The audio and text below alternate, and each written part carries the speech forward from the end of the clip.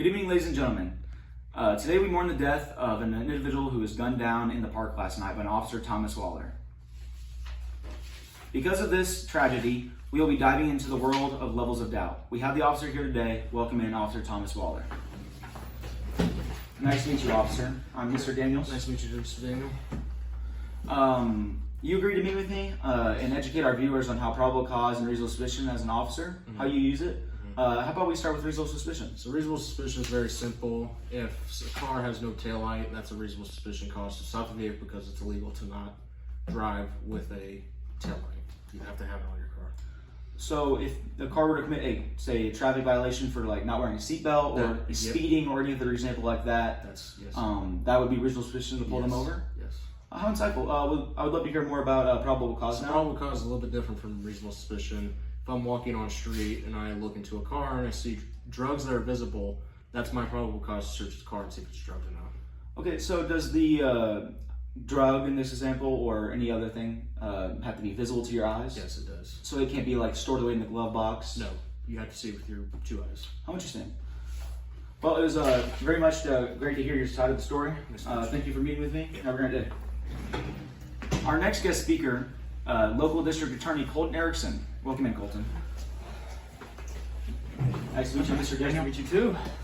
You agreed to teach our audience of the topic of probable cause and reasonable suspicion, giving us more of the definition.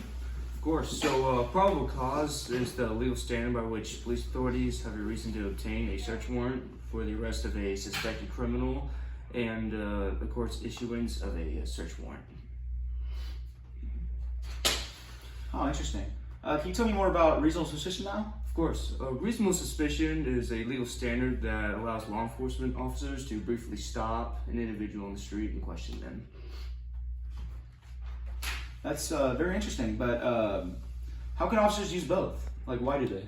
Well, law enforcement officers use both to balance the need for public safety with individuals. Okay, what are the limitations officers use probable cause and reasonable suspicion? Reasonable suspicion authorizes limited investigative stops and brief detentions, and what it does not allow is for a broader authority for arrests, searches, and seizures. And probable cause limits the power for law enforcement to conduct searches, seizures, and arrests, and it ensures that these actions are based on a reasonable belief that a crime has been committed. Well, thank you very much.